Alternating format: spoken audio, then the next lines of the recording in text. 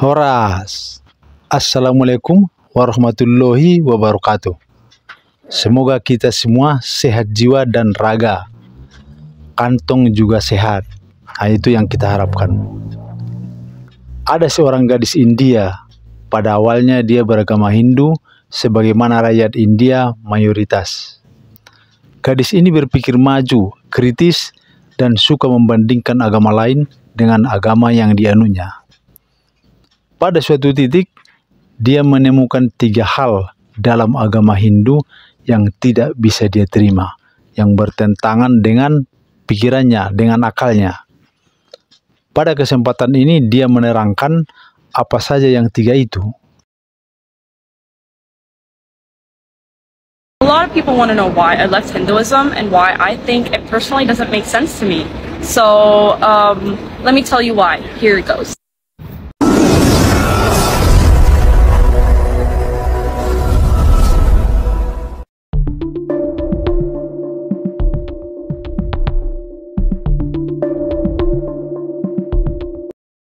A lot of people ask me what are the main reasons that I left Hinduism, so I'm going to make it really quick, so here it goes. So, I left Hinduism because at the age of 14, when I started researching about Islam very randomly, it didn't make sense to me that you could connect through God through an idol or a person or a middleman or a broker. I quickly realized when I was a kid, especially after watching the movie PK, it's a very good movie. If you haven't watched it, you should watch it. That God doesn't need a middleman. So anyone that says God needs a middleman, it's not true, in my opinion, respectfully.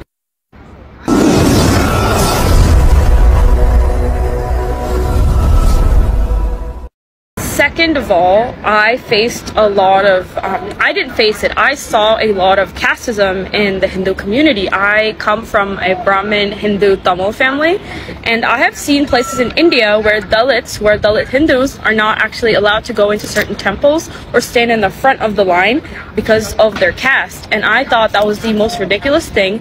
There is no way I can support that. There is no way I could ever conceive that being okay. And I know a lot of people have a lot of excuses for caste. Some say it's not a caste system, it's a Varna system. So in Hinduism, there are castes called Brahmins who are on top, and only they're allowed to read and interpret the Vedas. No one else can. And there's Vaishyas, and there's also other castes, like I think Dalits, there's Shudras, there's all these castes, and then there's the lowest most castes who do so-called menial labor, and the Manusmriti said that if they listen to the Vedas, then hot liquid or hot lava should be poured into their ears, and I was like, no, that's not something that I can personally stand for. Di India ada sebuah kasta, yaitu Dalit, adalah kelompok kasta terendah dalam sistem kasta di India. Mereka sering disebut sebagai tak tersentuh karena dianggap najis dan terpisah dari kasta lainnya. Kasta Dalit selalu menghadapi diskriminasi sistematis dalam berbagai aspek kehidupan, termasuk pekerjaan, pendidikan, dan sosial. Mereka sering dipaksa melakukan pekerjaan kotor dan berbahaya. Sistem kasta di India yang telah ada selama ribuan tahun dan Dalit telah menjadi korban penindasan selama berabad-abad. Meskipun konstitusi India melarang diskriminasi kasta, namun Dalit masih terus berjuang untuk mendapatkan hak-hak yang sama. Banyak aktivis dan organisasi yang bekerja untuk meningkatkan kesadaran tentang masalah Dalit. Kasta Dalit yang merupakan kelompok minoritas terbesar di India. Dengan jumlah populasi mencapai ratusan juta jiwa, banyak orang Dalit bekerja sebagai buruh tani, pemulung, dan pekerja kasar lainnya, hingga akses Dalit terhadap pendidikan seringkali terbatas, meskipun adanya upaya pemerintah untuk meningkatkan partisipasi mereka.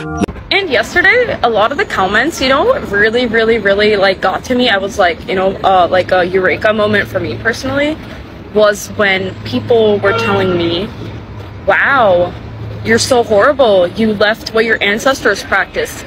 And I'm not going to give you an answer, but I'm going to give you an answer from what my belief directly says, what my holy book directly says. So we believe that in the Quran, Allah subhanahu wa ta'ala said that some of the people continued to follow idol worship even though they knew it was not right because their ancestors did so. It directly says this in Surah Baqarah, guys.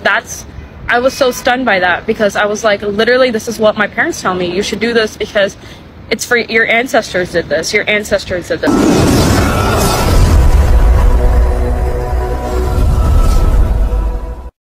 but no one ever questioned if it made sense, if any of this made sense. And another story, so since I'm Brahmin, my family's Kuladevam, which is like, it means house god, but it's not a very good explanation. It means like a deity that your house honors. In my house, that was their lord Ram.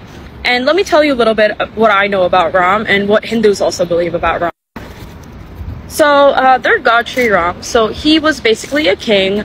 For some reason, and he had a wife named Sita, and for some reason, by his dad, he was banished to the forest. And in the forest, what happened to him was his wife got kidnapped by an evil king called Ravan.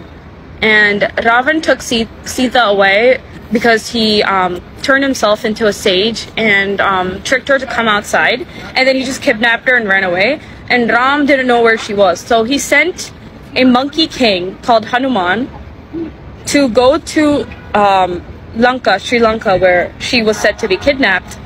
And when he reached Sri Lanka, he did meet Sita, but Sita said, I want to wait until my husband comes. So when Ram went all the way to Lanka, he eventually killed Ravana and he brought back Sita. But it's all good until now, but wait, it gets a little questionable. I mean no disrespect to Hindus, like absolutely no disrespect.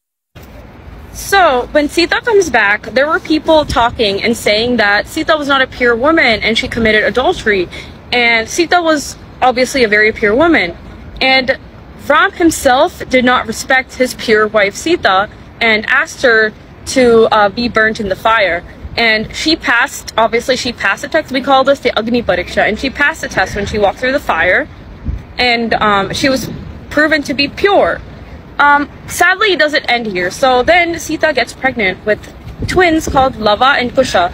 And Ram, for some reason, still has suspicions over his wife. So he sends her off to the forest.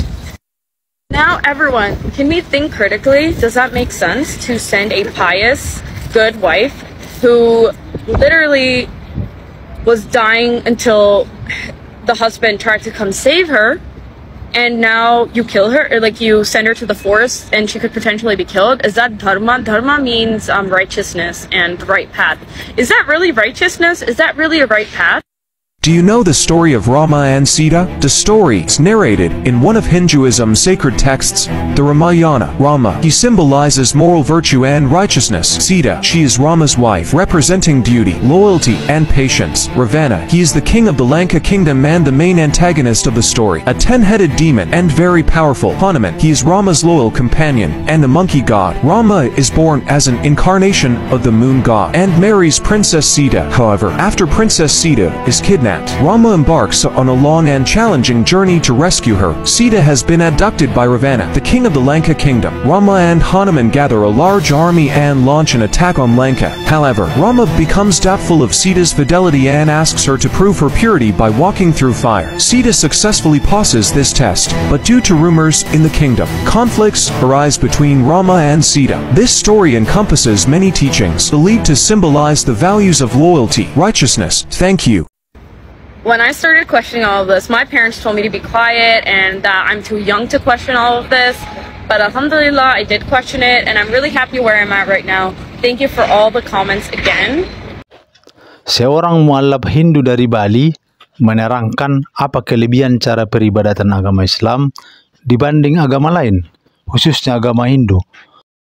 Coba kalau kita perhatikan semua agama yang di dunia ini, hanya Islam itu yang sama semuanya. Tadi saya sholat nih di Depok nih. Iya. Asar.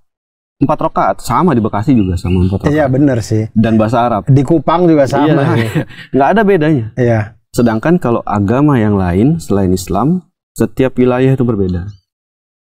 Setiap negeri berbeda. Ya, contoh waktu saya dulu Hindu, apa yang abang tahu soal hari raya Hindu yang Bang Abdul tahu? Nyepi. Nyepi, apalagi?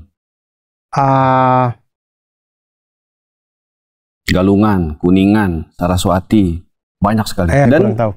Coba perhatikan, semua hari raya itu, hari raya Hindu kan, ada nggak di India? Saya tidak tahu tuh. Nggak ada. Nyepi, masa nggak ada di sana? Nggak ada. Oh, terus hari raya yang hari raya yang ada di sana, nggak ada di sini. Oh iya. Iya, nggak ada. Dewali segala macam nggak ada. Nyepinya yang di Hindu nggak ada. Nggak ada. Kan asal tadi abang ya, tadi tanya. Kita kan belajar selama ini Hindu berasal itu kan dari kata Hindustan. Saya tahunya India, ya di India. Jadi kenapa Hindu yang ada di India tidak disadur semuanya di Indonesia? Mungkin ini menyesuaikan kebudayaan. Itu dia. Itulah bedanya dengan Islam. Oh. Jadi kalau agama-agama saudara-saudara kita yang lain selain Islam itu, dia memasukkan agama ke dalam budaya mereka. Sedangkan Islam mengatur, mengontrol. Kalau budaya itu sesuai dengan syariat Islam, fadol silakan dijalankan. Tapi kalau tidak, pasti ada anjuran untuk menjauhi.